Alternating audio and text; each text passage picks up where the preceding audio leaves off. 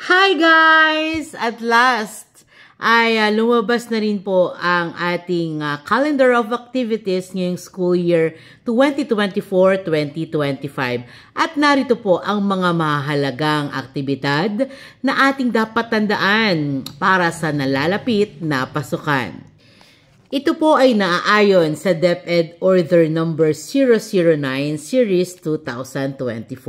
At alam na alam naman po natin na ang ating pasukan ay sa darating ng July 29, 2024. Kaya huwag kang absent ha. First day of school kaya yun. Exciting ito.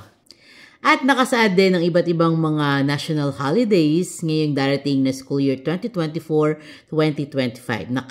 Attach po yan dito sa ating video. At ito ang pinakamahalaga na dapat yung malaman.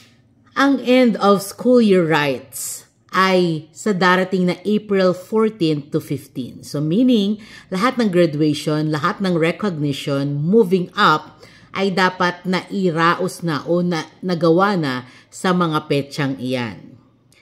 At para naman sa mga guro, April 16 ang pinakasimula po ng ating break or vacation break. At yan po ay magtatagal hanggang May 15. So, ibig sabihin, meron tayong kulang isang araw na 1-month vacation.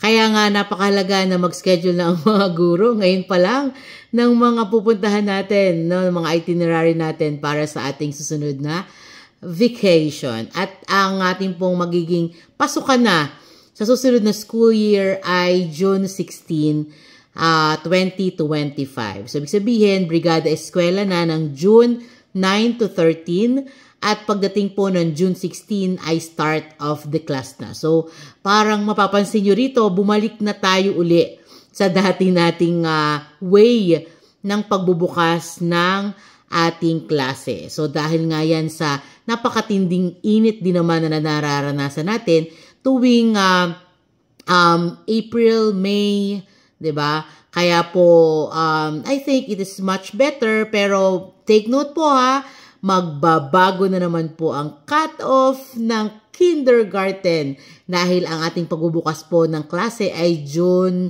16. So ibig sabihin, bibilang ulit tayo ng ilang buwan kung ano ang magiging cut-off niyan. So malamang sa malamang ang magiging cut-off naman po sa susunod na school year ay August 30.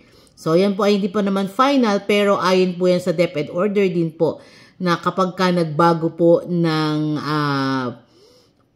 pagbubukas, petsa na pagbubukas ng klase, nababago din po ang cut-off ng kindergarten. So, abang-abang na lang po tayo ng more announcement. Follow for more para po lagi kayo updated sa lahat ng ating mga ganap at mga announcement dito po sa Teacher Jade. God bless everyone!